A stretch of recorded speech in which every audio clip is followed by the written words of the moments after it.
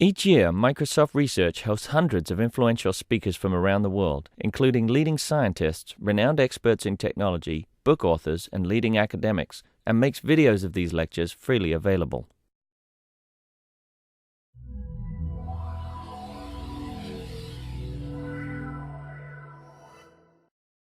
Good afternoon and welcome. My name is Heather Mitchell, and I am here to introduce and welcome Brian Christian, who is visiting us as part of the Microsoft Research Visiting Speaker Series. Brian is here today to discuss his book, The Most Human Human, What Talking About Computers Teaches Us About What It Means to Be Alive.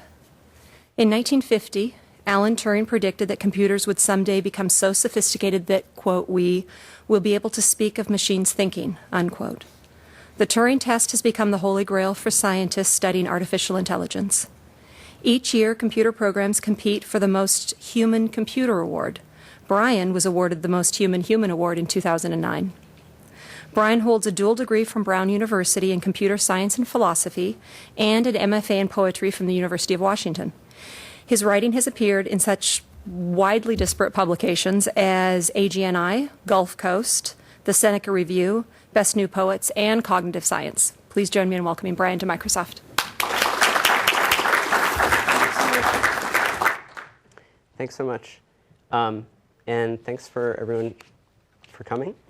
I am a humble cartographer of the advances of technology, but you guys actually do this stuff. So, yes, it's a pleasure to be here. So, really the book tells two stories.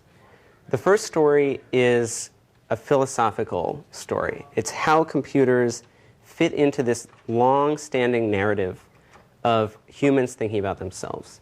So traditionally, we've looked to compare ourselves against animals as an attempt to figure out what it really means to be human.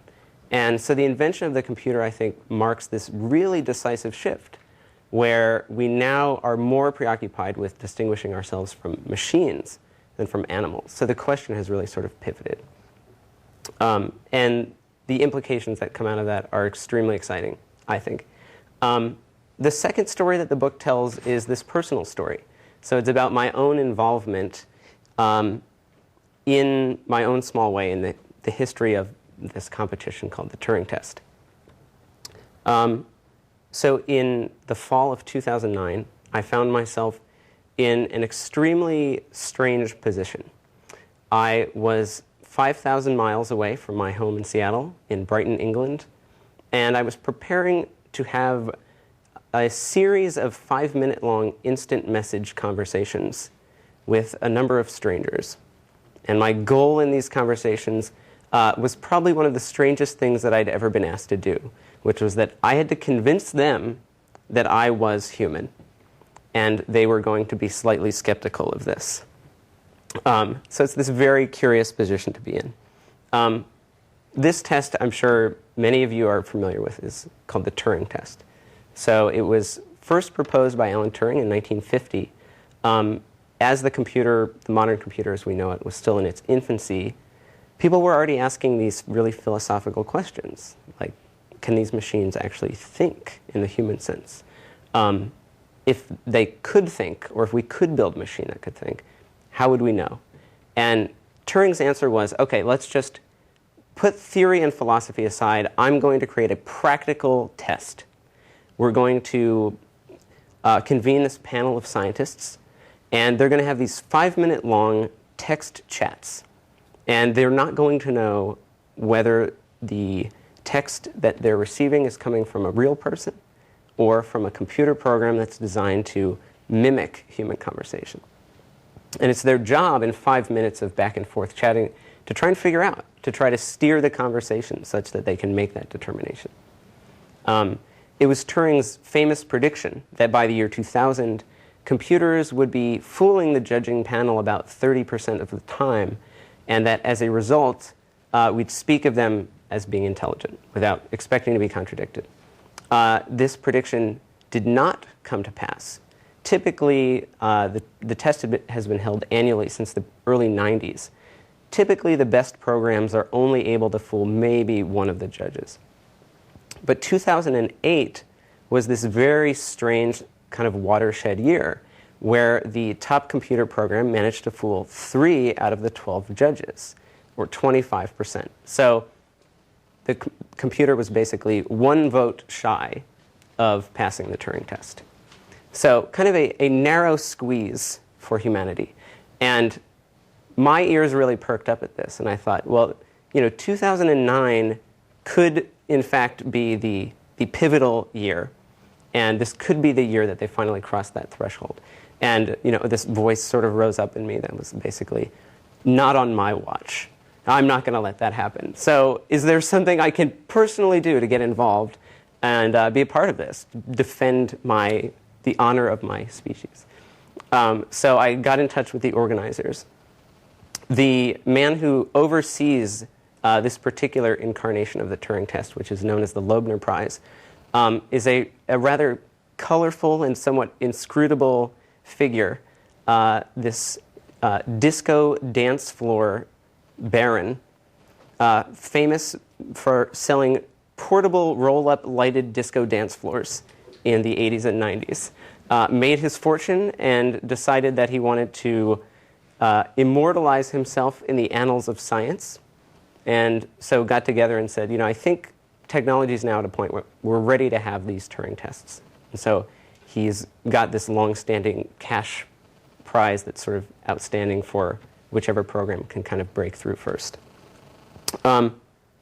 So I called up Hugh Loebner, and before I knew it, I was in touch with the organizers, and they said, all right, your name's on the list. You're coming to Brighton, England in 2009 to be part of this panel of 4 real people that are going to represent humanity in this contest. And it's this very sort of strange position of, being in this situation of needing to persuade the judges that I am in fact human, knowing that there's a computer that's trying to persuade them the exact same thing.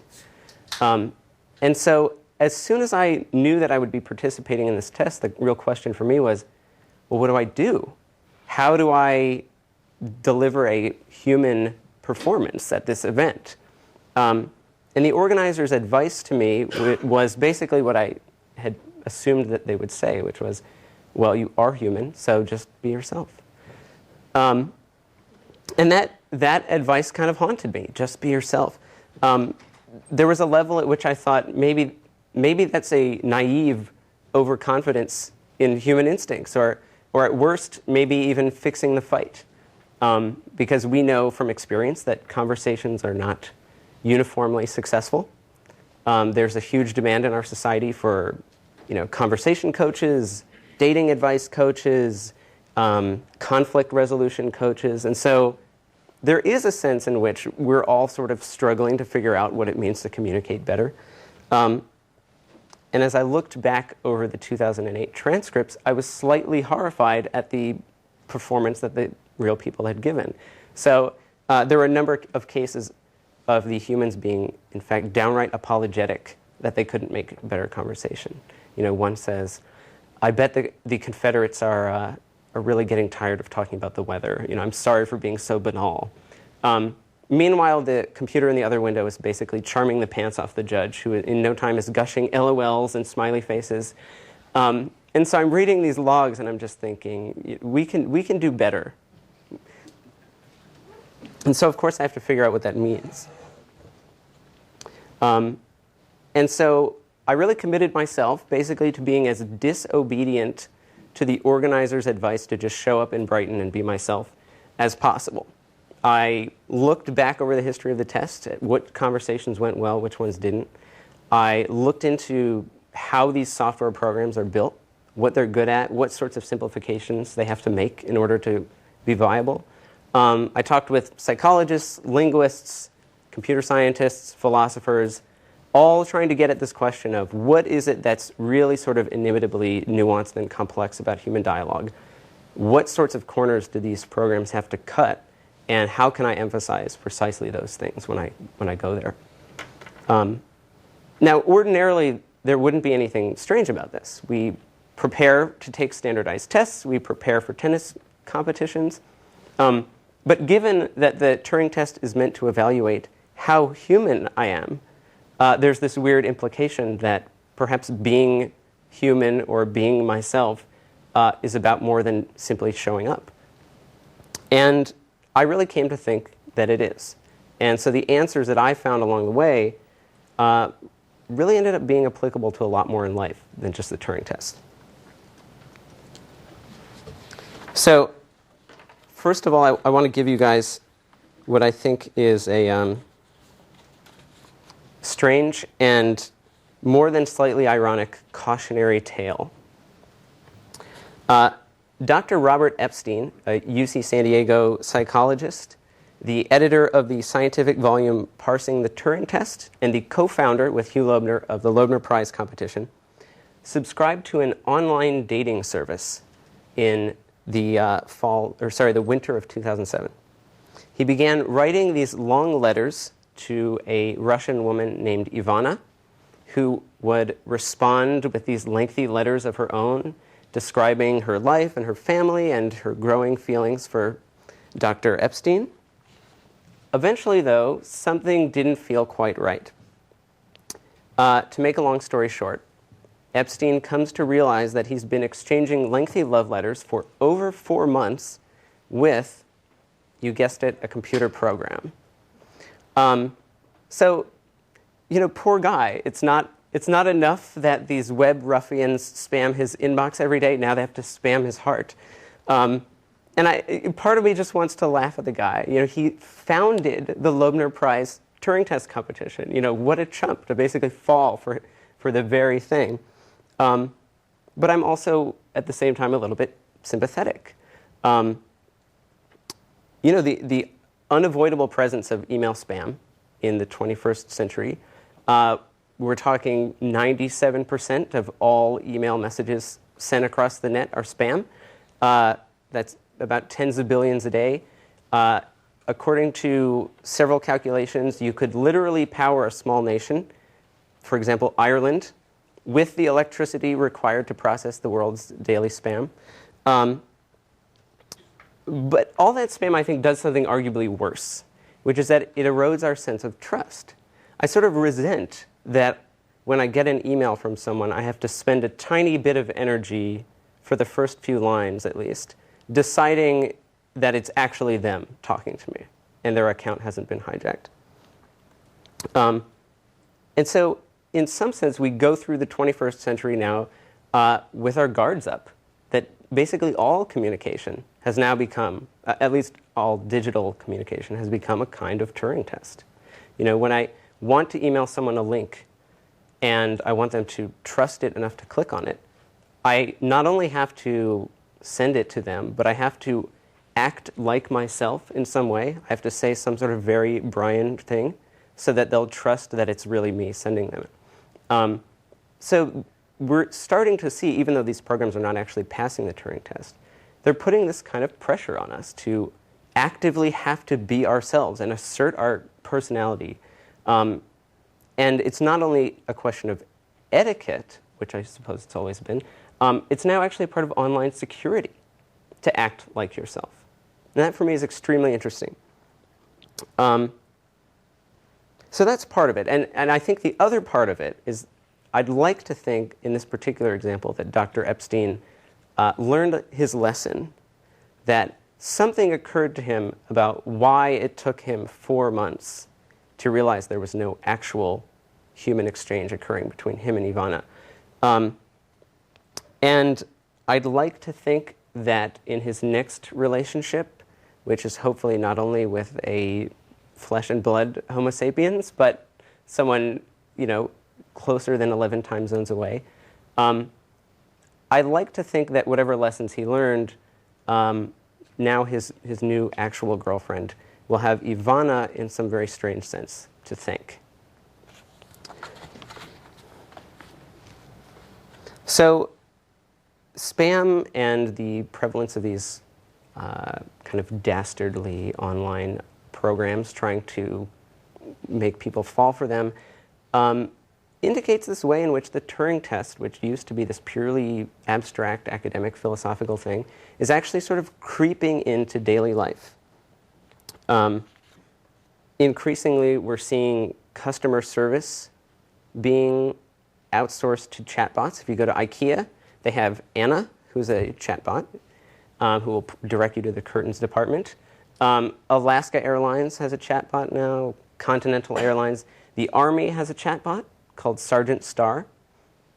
And I enjoy asking him about a bunch of classified things and getting his like formulaic, I can neither confirm nor deny the existence of delta force. You know. But what we're also seeing at the same time is, I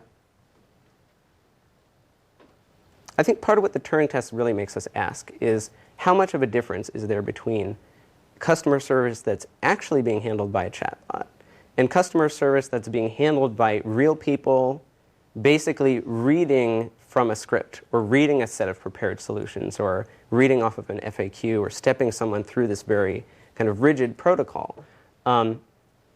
They are not giving a Turing test passing customer service in that case. So that the line sometimes between people and machines can blur when we're operating in this very rigid way. I think, partly to back up and sort of widen the lens a little bit, partly to understand the anxiety that people have about their relationship to computers, it's worth noting that computers used to be human. I don't know how familiar this is to most of the people in the room, but back before the word computer meant one of these digital devices in our pockets or on our laps, it meant something else entirely. It was a job description. So engineers fell in love with computers all the time. It was totally commonplace. And in fact, it's really fascinating if you go back and look at these really early papers by Turing and others in the 40s and 50s, where they're trying to explain to their readers exactly what these contraptions are. They'll say things like, well, it's kind of like a computer. And what they mean is it's sort of like a person whose job it is to do math. Part of what I find really fascinating about the past few decades is that it is the digital computer that has not only now become the default term, but the literal one. And to call a human a computer is now a metaphor, whereas to call a machine a computer used to be the metaphor. That it's actually switched. So now it's the human math whiz that's like a computer. But the whole point was that the computer was modeled on him. So we're in this strange position of actually imitating our old imitators. We are like what used to be like us. The Harvard psychologist Daniel Gilbert says that every psychologist must, at some point in his or her career, write a version of what he calls the sentence. And the sentence reads, the human being is the only animal that blank.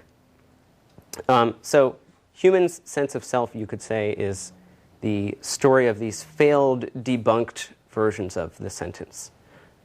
We once thought humans were unique for being able to use syntax. That's being chipped away. We thought humans were unique for using tools. That's being chipped away. And perpetually, these psychologists are trying to come up with new formulations. But what I think is really interesting is, again, it's not animals that we're really comparing ourselves to anymore. So for Aristotle and Plato and Descartes, they were incredibly impressed with our ability to remember facts and think in this really rigid, abstract way and do things like long division. We are not impressed by that capacity really anymore. We're constantly talking about how bad we are at math and how bad our memories are. And so this yardstick for what it meant to be human has now changed. We have this different yardstick.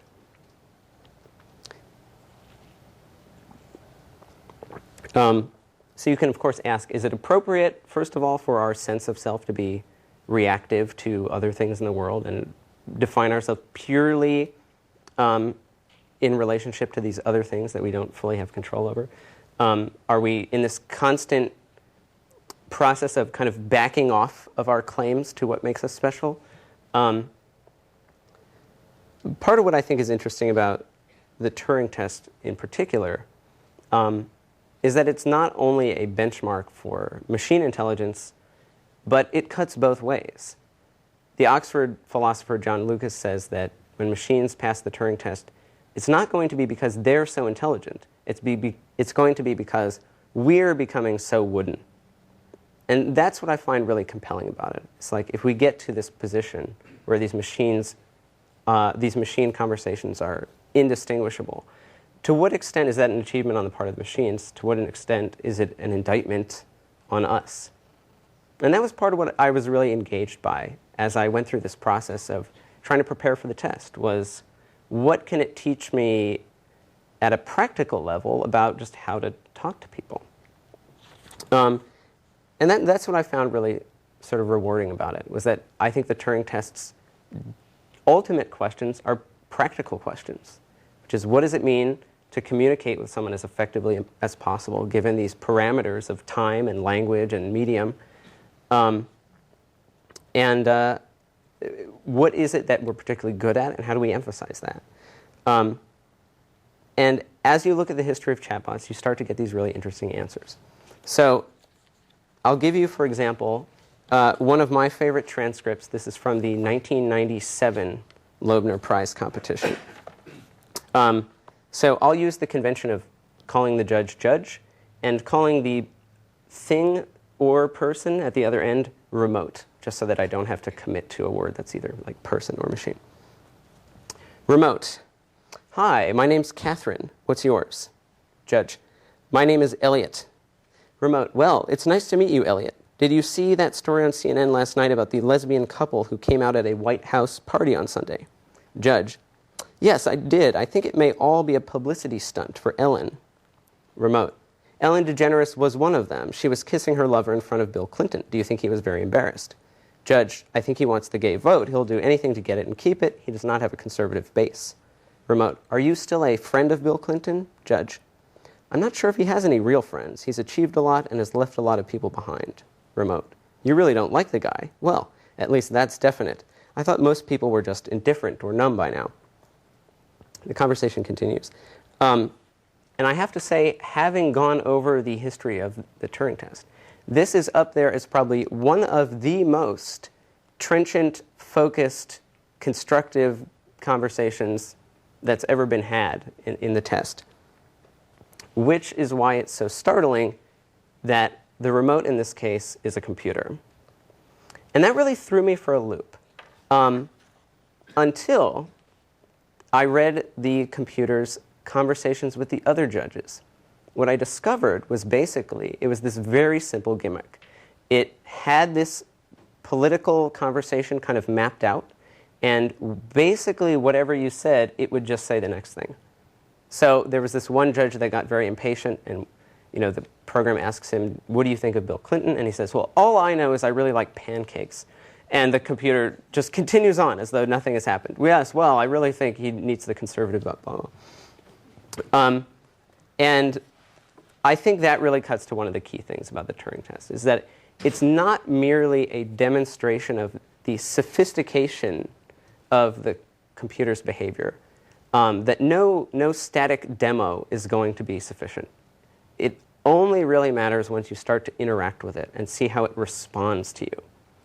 And to my mind, at least, there's a nice parallel with our sense of what human intelligence is all about. That it's not, we tend not to think of ourselves as having this massive raw horsepower brain, but this really sort of nimble, agile, responsive, reactive type of intelligence.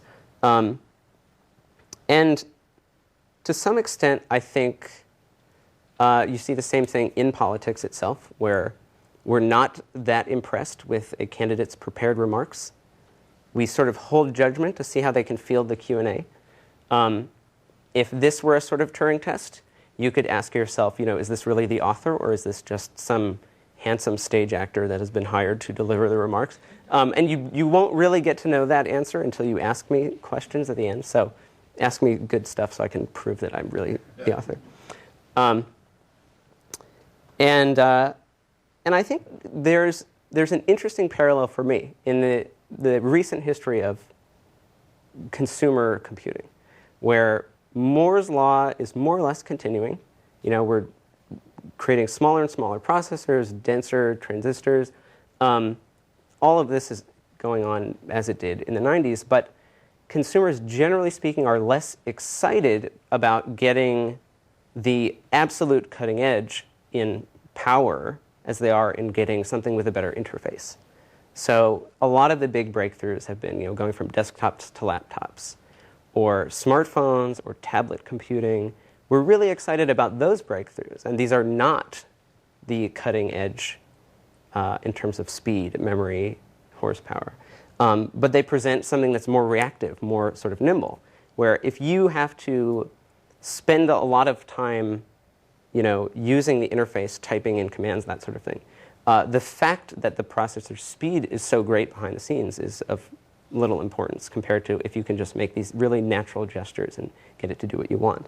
And I think a really great recent example of that is the Kinect, that it represents, not this giant sort of hulking, super powered processing thing, but it more importantly represents a new way of interacting with computers, of them being sensitive to what you're doing and responding to you in this sort of natural, fluid way. I think that's been a paradigm shift that's also been happening in theoretical computer science, where in the 1960s, the big paradigm was what's called computability theory. And the basic mantra of computability theory is we don't really care how long it takes to do the computation. We just want to know if it's possible or not. So the idea is to produce correct answers timely would be great, but that's not that important. Whereas real-life situations, if you think about being in a conversation with someone, is much more exactly the opposite, which is produce a timely answer, correct if possible. And the more correct, the better. But timeliness is the crucial thing. And that was one of these sort of paradigm shifts of going from computability theory to complexity theory. And you see the same thing in linguistics. So Noam Chomsky's theories of syntax in the 50s and 60s are all about, I don't care about shifts in attention. I don't care about negotiating who's talking, who's listening, or people finishing each other's sentences or struggling to find a word. I'm not interested in the performance of language. I'm interested in this sort of Platonic ideal of sentence grammar. And it's that same thing of as correct as possible, but let's set aside these kind of performance concerns. And there's this paradigm shift in linguistics in the 80s and 90s of becoming, in fact, very interested in just those sorts of things. How in a conversation do we negotiate whose turn it is? How is it that we sort of give these yeahs and mm-hms and actively shape what the person's saying just through the act of listening? How is it that we sometimes find ourselves in conversations where there is no actual turns being taken? There's just this steady stream of language that everyone's sort of chipping in. You see it most common with humor, where someone makes a joke, someone will put a twist on the joke, someone will then replace a word and add that, and you're all just sort of building this thing together. It's completely far off from the more sort of call and response, Q&A, walkie-talkie style conversation. That's more of the theoretical model. So as an aside, I think this is one of the great dangers of cell phones, that in the landline era, it was not always easy to reach someone, but when you reached them, you were interacting in this really low latency, low lag kind of way. So a landline lag is about 100 milliseconds, a tenth of a second. Typical cell phone lag is about 6 times that. And we're really excited by the fact that we can reach each other all the time. But what we are, I think, slightly less aware of is what we have to sacrifice in order to do that, which is precisely this really delicate ballet of timing that makes some of these great moments of humor and spontaneity possible. And I think looking at chatbots as one example of these sort of artificial approximations of conversation gives us a window onto that and makes us more aware of this quality of natural interaction that we hadn't really been that impressed with or focused on previously. And this was one of the things that I tried to do in the Turing test, was I tried as much as possible to break down the Q&A process. So a typical Turing test conversation looks a little bit like a deposition, where the judge is saying, how many legs does an ant have? Enter. And you type 6. Enter. Okay, who is Mozart? Enter. And so part of my goal was I looked at that model and I said, we're giving the computers way too easy of a time, because part of the nuance of negotiating normal conversation is figuring out when to speak, when to try to get a word in edgewise, when to wrap up what you're saying because you sense that they're getting bored, or you sense that they're like about to interject, so you quickly try to wrap up so you can yield the floor. There are incredibly complicated things going on when we do that. And I didn't want to let the computers get off the hook easily. So that was my goal, was to be as sort of fluidly interchanging as possible. The Loebner Prize protocols make it slightly easier because you can see someone typing in real time. So you can see their characters appearing on the screen. You can see them backspacing, changing their mind. And I tried to do that as much as possible. So if someone said, hey, how's it? And they start to type going, but then they make a typo, so they start backspacing. Instead of just waiting patiently, I would try to save them the awkwardness and just be like, I'm good. Yes, I know what you're typing, and the answer is I'm good. And the same thing happens in communication. Someone falters, they're looking for a word, and we just swoop in and we gracefully kind of take the mic. I think at a practical level, for those of us that use things like GChat and instant message, one of my little points of advice that I've gleaned from participating in the Turing test is hit enter way more than you think you would need to. Because they can't see your sentence as you're building it. So instead of carefully manicuring and editing a sentence and then sending it, type the first 3 words, hit enter, while you are typing the next several words, so that they can see the thought that you're trying to make. And if they know where you're going with it, they'll just answer. Or if they think that you're missing their point, they'll just interrupt you. These are some of the great graces of natural conversation. And so we can do things to try to encourage that happening in these artificial mediums.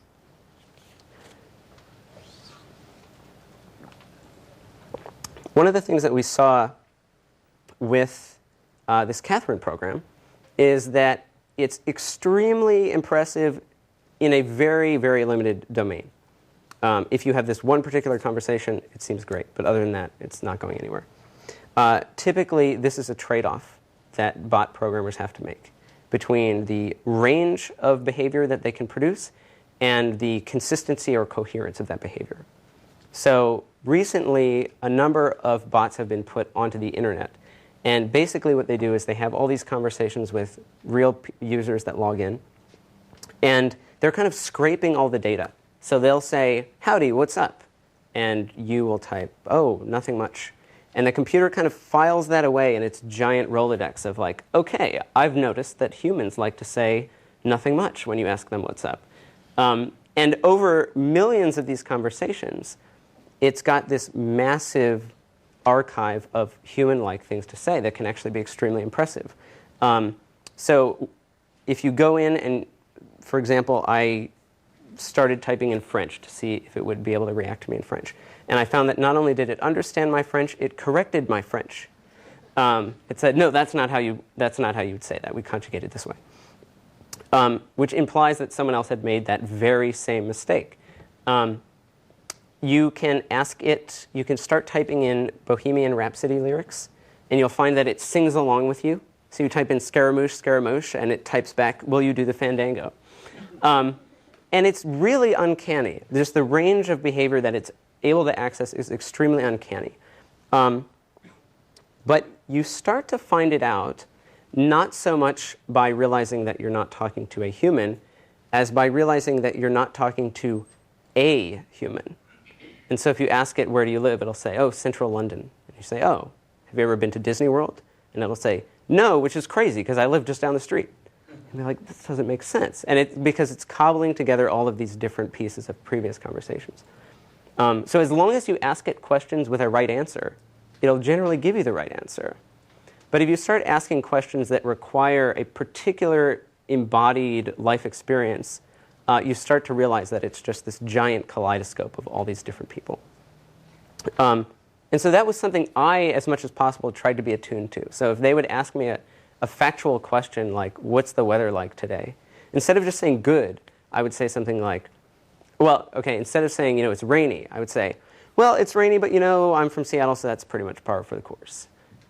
Whatever they would ask me, I would try to embed it in this life narrative to give them a sense of, there was a reason I knew everything I knew. There was a reason I didn't know everything I didn't know. And it all traced back to this life history. Another big part of a program like Cleverbot, which is sort of scraping together all of these conversations, is a principle called the book. And the book comes from game theory of things like checkers and chess. And it's this idea that because every game of checkers or chess starts in exactly the same position, there's a lot of theory generated over what are the appropriate moves in that position. And because in the case of chess, there are only 20 starting moves, there are only 20 replies, it takes a while before the combinatorics explodes and you find yourself in a situation that's never been played before. So at the highest level of play, the game is not even really thought to begin until what's called the opening novelty, which is the first move that gets the game out of the book, out of the realm of positions that have been played by other top players. And the struggle to get out of book is actually one of the big struggles of high-level play. The computer has certainly made the problem worse because they have access to giant databases of every Grandmaster game ever. But it's a problem that plagues a lot of high-level games. So, for example, one of the anecdotes that I raise in the book is that checkers died in 1863. The World Checkers Championship was being held in Glasgow, Scotland, between Robert Martins and James Wiley. And they were to play a 40-game series over the span of a month. And 21 of those 40 games were the exact same game, start to finish. That there was such a body of theoretical knowledge about which were the best moves, and both players, the stakes were too high for them to play inferior moves merely to get the other person into this fresh position, that they just stuck to the script and just kept playing the same game over and over. And it basically threatened to kill checkers. I mean, you can imagine that the sponsors were not thrilled at the outcome. And so part of the reaction on the part of the professional checkers community was, if you don't like how the players are opening their games, open the games for them. And so they adopted this thing that became known as the 3-move restriction, which is you sit the two players down, you draw moves out of a hat, make a bunch of random moves at the board, and then let them play. And it's a way of basically strong-arming them out of the book. So for me, there's this great conversational analog to the book, which is Cleverbot, for example, is comprised of about 10 million previous conversations. So as long as you're saying something that has been said in a corpus of 10 million conversations, you're on pretty solid turf. The computer's going to have a response ready. Of course, one of the beautiful things about language is that it's really easy to utter a sentence that has never been formulated before. So the words pearlescent and dudes have probably never been put into a sentence before. But of course, we don't do this. Etiquette and the ritual of society gives us a kind of conversational book. Hi, how are you? I'm good. How are you? How was your drive? It was not bad. A little bit of traffic. How was yours? And we spend a lot of time in this kind of conversational book. These answers, these questions that we know to ask and answers that we know to give. And so when I was in the Turing test, a big challenge for me became, how do you get out of book in 5 minutes of IMing, which is without seeming like you're trying so hard that it starts to backfire. So the judge would come in and say, hi, how's it going? And I would immediately get nervous of like, how's it going is the classic conversational opener. Like, we need to get out of here as quickly as possible. We need to find some way to like have an argument about the Rolling Stones, or decide whether we'd rather be a whale or a squid, or just something that has never happened before in this giant database. How are we going to get there? And for me, it's one of the great parallels between these sorts of formal games and the same thing that happens when you meet an old friend over coffee, is that how do we sort of plow through these formalities and patterns and get through to the place where you're sort of actively struggling to put words together, actively trying to figure out what you want to say. And with chatbots, that's how you break them. And with people, that's how you come to really know them. So for me, the computer, in this broad philosophical sense, is the most significant chapter in this really long philosophical history of who are we, what are we all about? Can we look to the external environment for clues about what makes us different from everything we're experiencing? And the computer has come along and I think corrected some long-standing errors in the history of philosophy. So if you go back to Aristotle and Descartes, they are extremely dismissive of animal cognition. Because their thing is, only humans have souls, let's prove the argument. Okay, so animals can navigate physical space. They can recognize objects, they can recognize each other, they can form these social groups, they can achieve goals, they can do certain rudimentary types of problem solving. So all of that must be totally unimportant and unimpressive. Let's pay attention to this very narrowly defined set of abilities. We have the ability to think extremely abstractly. We have the ability to think in this very rigid, step-by-step, logical way where we're making deductions. We can do mathematics. All the things that, of course, the computer came along in the 20th century and not only proved itself capable of, but much more capable than ourselves. And I think really sort of hit Aristotle and Descartes where it hurts. So it sort of throws us back on this question of what are the impressive things about ourselves? And I think AI is coming back to us with all these really surprising verdicts. Who would have thought, for example, that computers would be landing planes before they'd be riding bikes? Whereas for us, it's exactly the other way around. That computers are translating the minutes of the United Nations, but they still have a really difficult time being presented a Polaroid of a cup and saying, that's a cup, which any 5-year-old can do. That I think the progress, but also the obstacles to AI has given us this, I think, very surprising and fascinating window onto what is impressive about ourselves, perhaps more so than we thought. That some of what we thought was easy is actually hard, and some of what we thought is hard is actually easy. And the big bottom line for me is that there's this tremendous unsung complexity to the activities of daily life. That you're walking down the street, you're dodging pedestrians, you see someone who looks vaguely familiar, and then you're like, oh, that's my buddy Bob from college. Bob, what's been going on in the past 10 years? And then he's in this strange position of having to compress 10 years of experience into one sentence. That we typically don't think of these things as major cognitive achievements compared to factoring a giant number or something.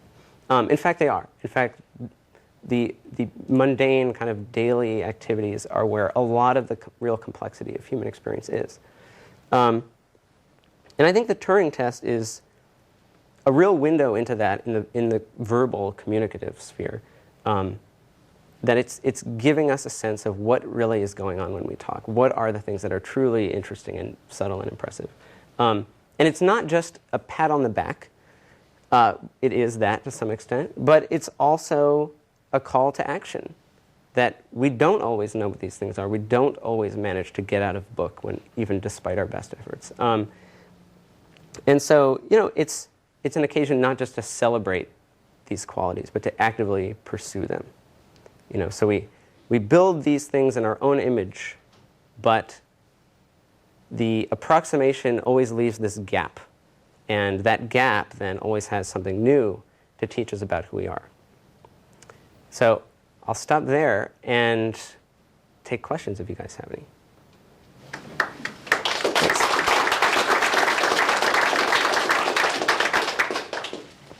Yeah. I can see why you got the most human prize. Thanks. One of the important points in your description of the Turing test as you went through it in England was the time allowed for this interaction. 5 minutes. Yeah. And you said obviously a shorter test makes it a lot easier for a computer to win longer. Can you just talk about the function of time? What is it that's going on that makes that important? Yeah. I mean, intuitively, if the Turing test were 2 seconds long, it would be pretty easy for the computers to pass themselves off. They'd say, hi, end of test, and you're left with nothing to go on. And I think we can pretty much intuit that if the Turing test were 8 hours long, that there would be plenty of opportunities to try all sorts of different things that no program would possibly hold up to that kind of test. So you can make the argument that this 5-minute mark is this very arbitrary thing, that instead of looking at what percentage of machines can fool us in 5 minutes, we should go exactly the other direction and look at what duration of time is the appropriate window in which computers can fool us, and watching that window get larger and larger. So that was one of the things that I was aware of, that the test is to some extent a race against the clock. And so amongst my sort of more nuanced strategies, there was also the very simple strategy of just typing as fast as I possibly could. Yeah. So when you type quickly, obviously humans make many spelling errors. Yes. Seems like it would be, and you said that the judges could actually see as each character hit the screen. So wasn't that kind of a dead giveaway, or were the computers programmed to do that as well? In fact, the programs are designed to fake typos, which, this is one of the criticisms that people level against the Turing test, is like, it's of no use to computer science that we're spending man-hours faking typos. So, touche. But I, for example, was aware of my typos partially originating from the British keyboard layout. So the @ sign and the quotation mark sign were reversed. And so whenever I made that particular typo, I deliberately left it in rather than backspacing it, and then would say something like, "Arg, UK keyboard." Such that my typo was not simply like noise in the signal, but was actually an artifact of muscle memory operating on a different keyboard layout. So my hope was that that was a sort of more nuanced type of typo, but I don't know if that worked or not. Yeah. I have a one-word question for you. Watson. Okay. I may need a few more words to answer you. So I think the Watson supercomputer, you guys probably all know this, but IBM developed a supercomputer that beat the two big human Jeopardy champions. I infer from your question that you are curious, is this like a big deal or not? Just want to know what your response to it is. So I think it's part of this great sort of counterintuitive narrative of the development of AI, that when we look at someone like Ken Jennings or Brad Rutter, we're really excited and impressed at how many facts they know. We're not impressed or excited by how many facts exist on Wikipedia or something like that. And in fact, the really amusing thing was that for IBM, the challenge was not encoding, tagging, and then accessing all world knowledge. It was, how are we going to deal with Alex Trebek's puns? How are we going to handle figurative language and these sort of oblique clues that don't fully articulate what they're getting at, but any human can understand? That was like basically the entire challenge for them, that there was this giant pun team. And for me, that's one of these great sort of life-affirming results, that these things that go totally underappreciated, in fact, turn out to be completely challenging. Yes. Yeah. Yes.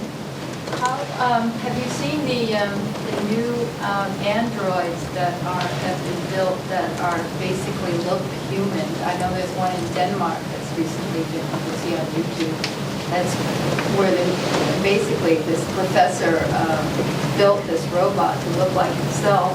Yeah. And with the mimicking of the facial for expression and everything else. I'm just wondering what your reaction is to that. If you put that together with the communication Turing and the bots, what you end up having. Yeah, there's definitely this.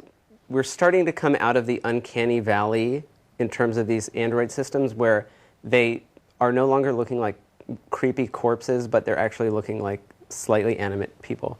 And in fact, Hugh Loebner has set aside a special $100,000 gold award for the first system that's able to pass the Turing test over video. So if you're like Skype videoing, I don't think we're going to be seeing that in the near future. But it's interesting to think about also, you know, it's one thing to create like a really impressive wax statue. And it's another thing to create this really impressive robot that you can hit the smile button and it smiles. But you can almost imagine a purely gestural Turing test where, like with an infant, you know, the way that parents communicate to infants. You make a face, what face does it make back? That would then be this whole other level of sophistication. I don't know. So it's interesting to me to sort of speculate what the different thresholds are going to be. Yeah. Do you think that, are we not being too tough on the computers in a way? If you look at the Turing test, the judges are really, you know, very smart people, scientists. If we put the computers in front of, you know, an average representation of the population, they would have a far better chance of passing the test. Talking about Watson, I think that it caught a lot of flack because it said that Ottawa was in the States or maybe Toronto, yeah. But if you go out on the street and you ask someone about Ottawa, you know, is it in the States? I'm sure that you're going to get a significant percentage of the population that will say, yeah, it's in the States, of course. Mm-hmm. So are we not holding the computers to a bar which is higher than what we would expect for, you know, your average human? Yeah, I think that's a great question. So one of these sort of AI jokes back in the 60s was a professor claiming that he had invented a program that passes the Turing test by perfectly mimicking a catatonic person. And it sits there and doesn't type, just like a catatonic person would sit there and not type. And so, yeah, part of what the Turing test hinges on is, you know, which people are we comparing computers to? I think, speaking to the Toronto question, this is actually one of the really interesting things, is that the category is U.S. cities, it answers Toronto, and we all sort of guffaw. In fact, there are several U.S. cities called Toronto. They're just really small rural cities that we sort of automatically dismiss, and that the smugness of being able to guffaw at Toronto is obviously, he's obviously not referring to Toronto, Kansas, population 300. That's the disambiguation of language. It's a great example. So for us to even make fun of it kind of hints at our ability to disambiguate language in this kind of subtle way. Yeah. I'm kind of a bookend to that question. If I took a test and I only had to get a 30, I would think, well, gee, this is easy. Where did the percentage come from? The percentage is, as far as I know, totally pulled out of thin air by Alan Turing. Really what Alan Turing is saying in his original paper is not, as soon as a program hits this mark, it is going to be magically endowed with intelligence. But he's really talking about popular opinion. So he's saying, I think that by about the year 2000, computers will be fooling about 30% of the people, and will generally, as a result, there'll be this kind of zeitgeist of talking about them like they're intelligent. And because he's Alan Turing and the grandfather of, you know, a lot of computer science, those particular numbers have been really carved into stone as these magic numbers. But he's really just talking about sort of a paradigm shift. But actually, on your comment of only needing to get a 30% on a test, one of the best tests that I ever took when I was in school is this test called the American Invitational Math Exam. And to give you an example of how difficult this test is, it's pen and pencil only. It requires nothing more than like sophomore level geometry and pre-algebra. It is 3 hours long, and the average score is 1. One question correct. That what I found really exhilarating, thinking about the difference between a test like that and a test like, the SAT for American history, where there's a ton of questions. Was John Adams, X, Y, and Z in this year, and everyone goes down the list and checks off all these boxes. That part of the skill in the AIME is you'll be happy just to solve one problem. So you look at this giant list and you think, okay, where am I going to attack? What seems doable? What seems easy? What seems really fun, but maybe actually too hard? Here's a problem where I know that there's a brute force solution if I sit here and calculate a bunch of multiplication on this piece of paper. But I'm pretty sure there's a more elegant solution. But will thinking up the elegant solution take more time than doing all the arithmetic? You have to make all of these decisions about priorities. And in that sense, I think it represents this much more sort of human version of a math test, rather than here's a ton of problems, do them all, and I'll expect a 100. Whereas, here's a bunch of extremely tough problems, find one that seems maybe doable. I think that's much closer to what it's like to, work in the real world. So I get excited by these deliberately impossible tests. Yeah. I have two questions. The first one was, you were talking about how a life narrative is kind of what makes the human unique compared to the computer. Yeah. I was just kind of curious, coming from a standpoint where we design products a lot of times with the user in mind. We try to do things where we create personas to design by. And I was just curious, what's to say that you can't just give a computer a persona to live by, to almost imitate a life, like you were saying? Yeah.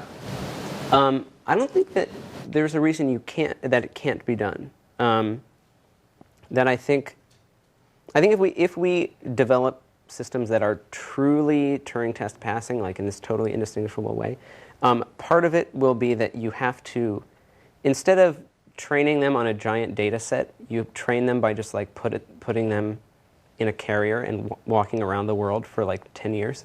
That everything we know is a product of this sort of continuous experience. And so, yeah, I think it's totally possible. The question is, can you marry these two approaches of the sort of more authored bots and the more sort of wiki bots? Is there a way to get the best of both worlds, where you're sort of crowdsourcing or you're sort of collaborating, but there's also sort of a coherence? That becomes, I think, one of the big challenges, and I think it's an exciting one. Yeah. So my other question was, there's been this interesting debate going on in the past couple of days about Bill Gates gave a talk and he was saying that we should kind of reduce our investment in liberal arts degrees because they don't lead to job creation. And then a couple of days after, at the iPad 2 announcement, Steve Jobs came out and kind of did a big thing about how their products are the merriment of liberal arts. That's what it's all about. And so I noticed that in your bio you have a dual degree in CS and philosophy and an MFA in poetry. Yeah. And I was just kind of curious, there's some connection here between the human and how this all interrelates. And I was just kind of curious, since you do seem to have both degrees from both sides of the fence, where do you sit in this debate? Who do you agree with or disagree with? And how does that affect the human kind of idea? Yeah. I don't necessarily want to take sides in the Gates-Jobs face-off. But but I do think, that it strikes me, if you look at something like poetry, that it seems like it would have no connection whatsoever to something like cybersecurity.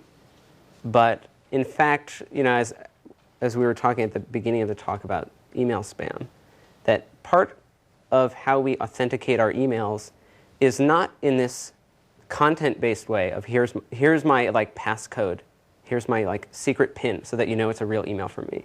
But instead, I act like myself, or try to say something that seems very me. And it becomes a question of aesthetics, that I think there really is a space where aesthetics and something like IT come together.